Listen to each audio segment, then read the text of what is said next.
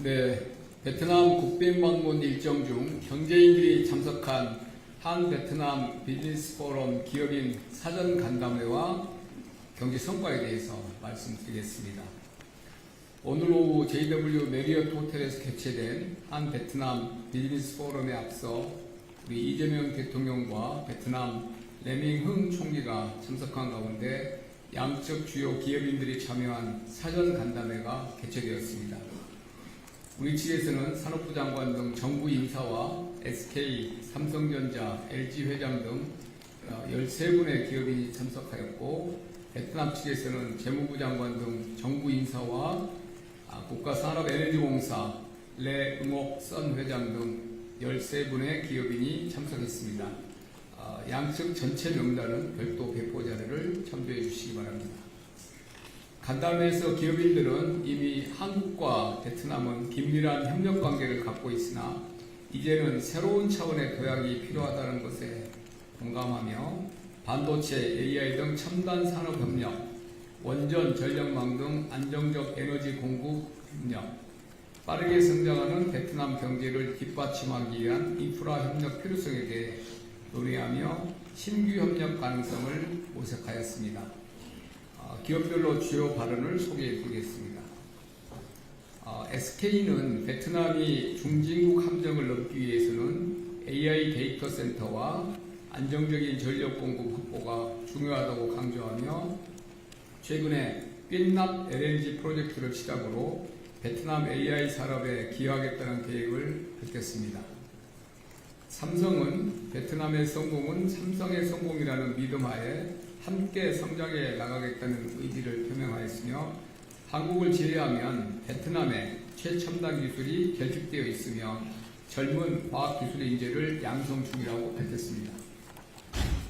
LG는 기존 가전사업을 넘어 스마트 팩토리 등을 통해 제조 혁신에 기여하고 있으며 현지 파트너사와 협력하여 핵심 소프트웨어 역량을 강화해 나갈 계획임을 소개했습니다.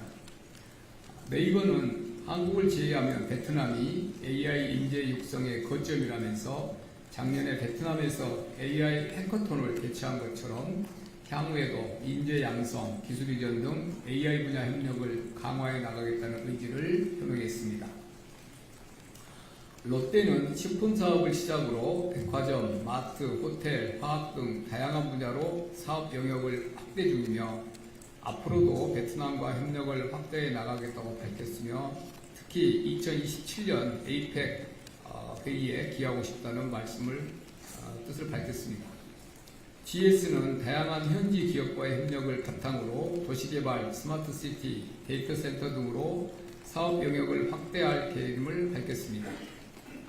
대우건설은 베트남 주요 지역에 한류 콘텐츠를 접목한 K-스마트시티를 추진 중임을 소개하며 북남 고속철도, 원전과 같은 대규모 인프라 프로젝트에서 대우건설의 시공 능력과 노하우를 반영할 수 있기를 희망한다고 언급하였습니다. CJ는 베트남 최대 유통 파트너사와 협력을 통해 K푸드와 베트남 식품의 글로벌 확산에 기여하겠다는 의지를 표명하였습니다. 두산 에너빌리티는 AI 시대에 가장 중요한 것은 안정적 전력 공급이라면서 두산의 원전 관련 다양한 시공 실적과 전문성을 고려하면 베트남 신규 원전 건설의 최적의 파트너임을 강조하였습니다. 포스코는 철강 생산을 통해 베트남 산업 발전에 기여해 왔다면서 최근에는 베트남 기업과 합작하여 전기차용 2차전지 소재 생산 공장 건립을 추진 중이라는 계획을 소개했습니다. HD현대는 베트남 상업용 선박의 80%를 건조하고 있으며 중장기적으로 베트남 내 생산 능력 확장을 위한 투자 확대 예정임을 밝혔습니다.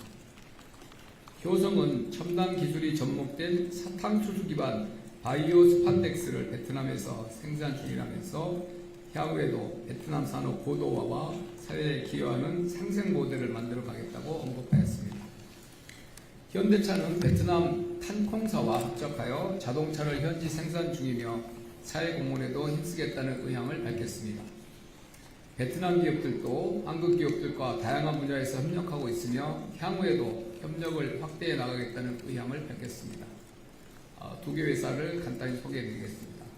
화학기업인 비나캠은 이미 LG, 삼성, 효성 등 다양한 한국 기업들과 협업하고 있으며 향후에도 반도체, 히토리 분야에서 협력해 나가기를 희망한다는 의향을 밝혔습니다.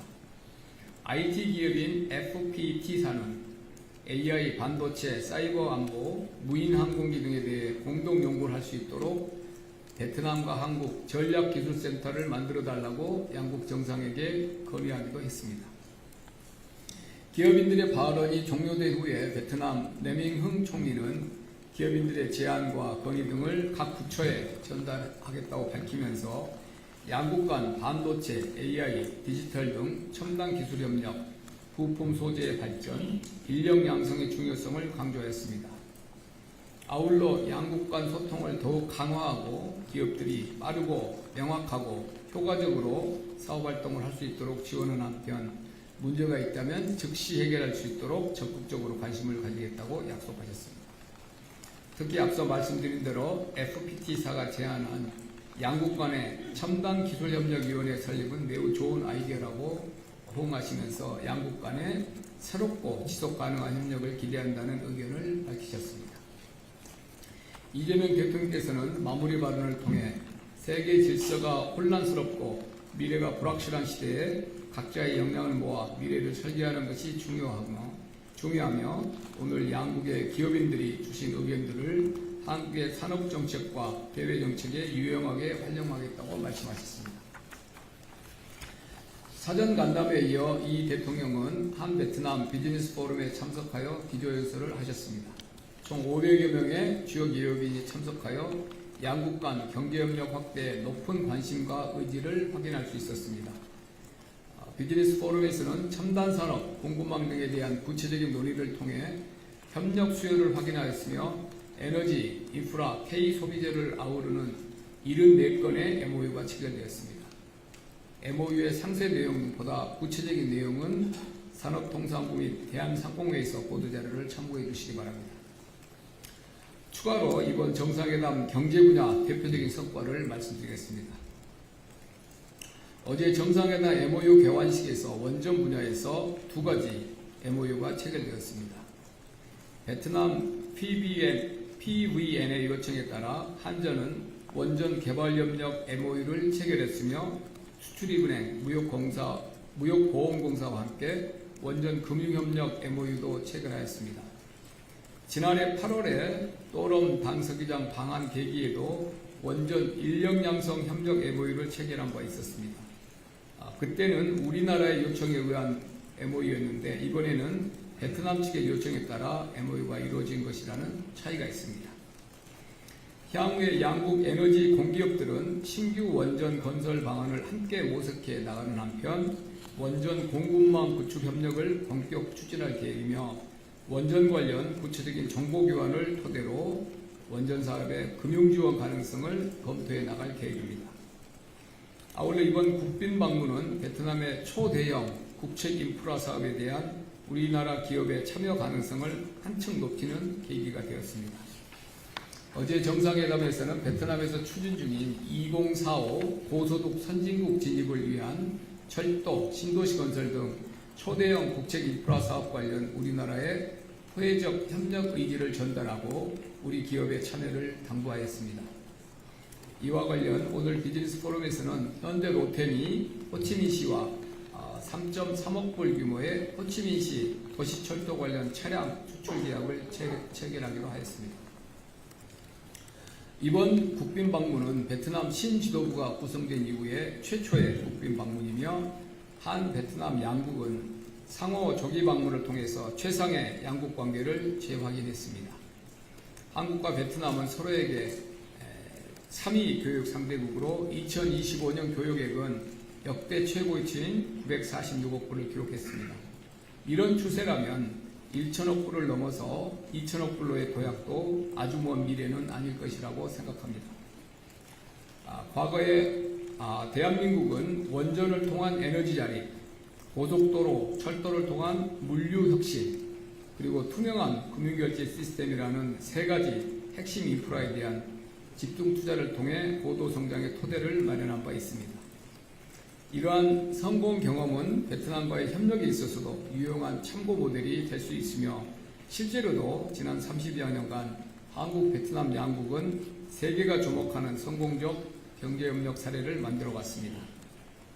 이제는 이러한 안정적인 관계를 바탕으로 함께 미래를 만들어가는 새로운 단계로 도약해야 합니다. 미래 첨단 산업 협력, 이를 안정적으로 뒷받침하기 위한 원전, 에너지 등을 포함한 인프라 구축이 그 방향이며 이번의 국빈 방문은 그 방향으로 나아가기 위한 좋은 출발점이 되었다고 생각합니다. 감사합니다.